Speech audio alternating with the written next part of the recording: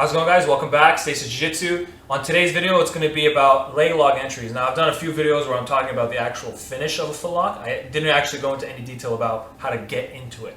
So I actually just wanted to really cover the details of finishing it first, right? Just kind of get you the idea of it. Then I wanted to do a video on the entry, and that's what we're doing today. So I'm not going to overload you guys with like a million ways of how to enter. I'm just going to give you guys a few basic, easy ways that you can literally just start practicing tomorrow and actually find that you can actually successfully pull them off. Right? But it all depends on how many reps you put into it.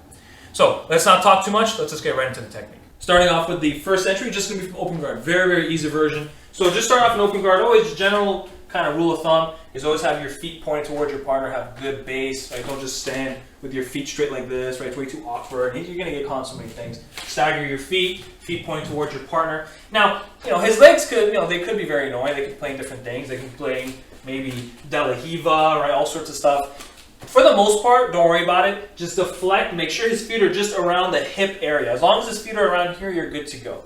So once they're hovering around the hip area, what I'm going to do is just go for an overhook. Now, here's the thing. I wouldn't recommend going for the overhook right here and just staying here, because there's a lot of attack for omoplatas, especially kind of grabs my shoulder and elbow and he pulls everything down. So I don't want to get caught in this. So what I would say is have your arm hover around that area and then sit down. So what's going to happen is this. I'm going to start catching his leg as I squat down and I collect his second leg. You can grab onto the cuff of the pant or you can just grab onto the ankle. So as I'm playing catch and I sit down, and see it naturally just will sit right into my armpit. Once I sit down, it's going to be a very loose footlock position. I actually don't have anything yet. So again, if you remember, hook that far thigh over here. Keep the leg, just keep this leg just for a little while longer. Post that foot on the hip and now watch. All this space here, I take it away. Hip in. Remember, it's going to be hips inside the knee pit. And if you guys watched the last video, I'm not going to go into detail now, but it's all about bending that toes back, driving that forearm up, falling to your side, falling your shoulder, and arch your back. But I'll leave a link for you guys. You guys can go watch those other videos. There's a whole bunch of them. So again, we're in the open guard, we're playing, doing all sorts of stuff, deflecting his legs. Make sure he doesn't have too much control of you, right? And that could mean whether it's like collar sleeve, or if he's dragging my sleeves down, like don't do it just yet. Make sure you break what he has, give yourself a little bit of freedom, control, and sit. Look, I have both legs under my control. Everything's still kind of loose, so make sure you hook that far thigh, post the foot on the hip, and slide through, hip to the knee pit. Then you start your adjustment. You can adjust, At this point, you can abandon that leg if you'd like. Make a nice strong grip, fall to your side, and you can finish. Okay, now I want to show you guys an entry from the bottom. Another relatively easy one. Guard is never really easy, especially when you're playing open guard. There's so many things you gotta think about. But let's go from de la Riva. So you can grab onto the ankle with your hand, or you can grab on to the pant. Hey, they both have their purpose, right? So again, hook that de la Riva. That second foot is going to be always kind of playing around, hovering, right? Sometimes it can go to the bicep. Sometimes it can go back to the knee, right? Just again, remember, the same way I showed that first one, he can footlock me too, right? So just be mindful of it. If you ever notice him trying to go for that foot, right, you want to retreat that leg out. Just be very aware. Or better yet would be to pull his cup away when he's trying to go for it. But for now, the easy entry is going to be this. Just first, when I have the de la Riva, I have this free hand, I have to grab something. So I'd recommend you sit up, right? Sit up, grab a collar. If you have a hard time sitting up, you can butterfly hook his hamstring. Use that as a way to pull yourself all the way up. Make a nice collar grip. You can go same side or cross collar grip. Doesn't really matter. Once you make that grip, watch what's going to happen. I'm going to post my foot on the inside of his thigh as I release my de la Riva hook. Why do I do this? Because I don't want him pressing in with his weight and making it unbearable. So that's why I use that foot to push him away and gain some distance. If I were to do like a butterfly hook, he can smash in. And then I'm going to feel stuck and this is going to suck. So don't butterfly hook it. You want to generally pulse to the inside of his thigh. And this also makes it hard for him to overhook my leg. Because if you rotate, actually let's rotate like this. So if you look at my right foot, if I had it all the way up here, for him to swipe into the overhook is very quick. But if I'm digging inside his thigh and he tries to go for it, it's going to be a lot harder. It's going to take him longer. And I'll show you what to do if he tries to actually overhook it from this position. So I have my collar grip. I have my de la Riva. When I'm ready, pop that foot off. And what I want to do is circle my leg all the way to the inside. I'm going to place my foot on the ground. When I place my foot on the ground, watch what I'm going to do. Pull with that collar.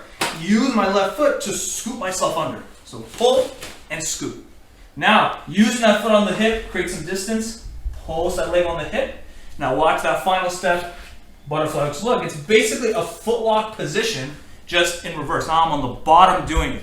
And this exact same thing, we can go for the overhook. Now, you're not gonna finish them just like this, right? You can, it's just gonna be very hard. So what you actually wanna do, we're gonna reset just a little bit. The idea now is I need to put him on the ground. Now, how do I put him on the ground? If he stays on his knee like this, it's actually very easy to just utilize this as a sweep. So what I can easily just do is start pushing him, build my base, come on. And I can sit into an open guard position. In fact, if I really was that persistent on the footlock, I can sit through and go for the original version I showed you guys. You see how they kind of all will tie together.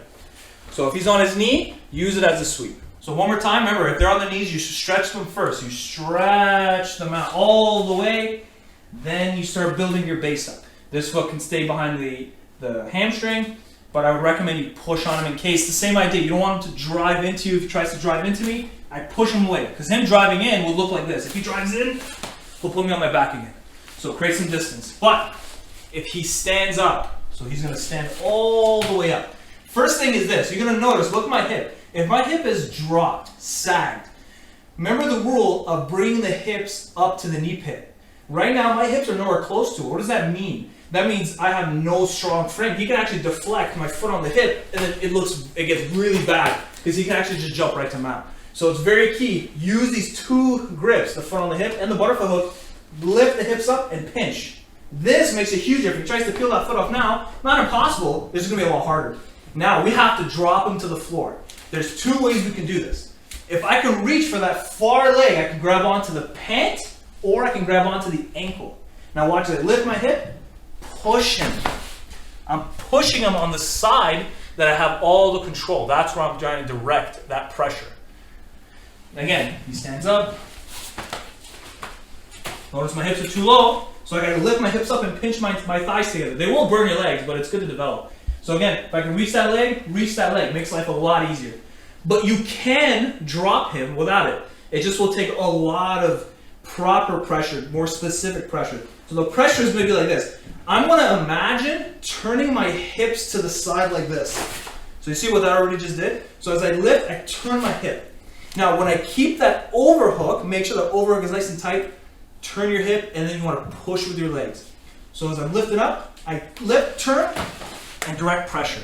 It puts a lot of strain on his knee, and he can't use this foot to adjust. He's stuck where he is, and there's pressure on the knee, he has to fall. And now from here, I can continue finishing the footlock. Just so you guys know, if you don't want to finish the footlock, you're here, you don't like it, you can grab both the legs, release the foot, hip escape, and build your base all the way back up. It just passes a guard. Thanks again for watching, guys. If you have any more questions, comment below. I love answering them.